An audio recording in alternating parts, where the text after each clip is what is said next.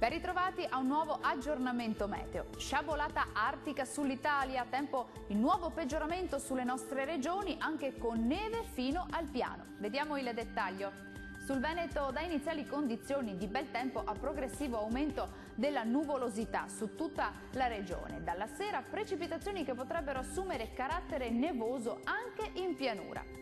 Vediamo invece le temperature, le massime saranno comprese tra 1 e 4 gradi, valori notturni attesi tra -7 e -2 gradi circa. Spostiamoci ora a vedere la situazione del Friuli Venezia Giulia. Condizioni di bel tempo con cielo poco o parzialmente nuvoloso, ma anche in questo caso dalla sera si copre ovunque con precipitazioni localmente nevose anche in pianura.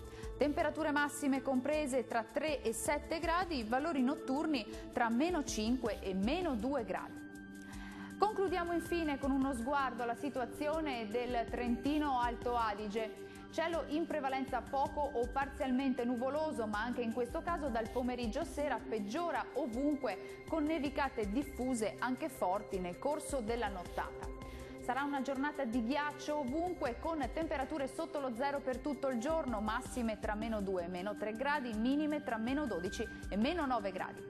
Il mare sarà mosso, localmente poco mosso nella laguna di Venezia, i venti moderati sud-occidentali sulle zone costiere, molto forti al largo.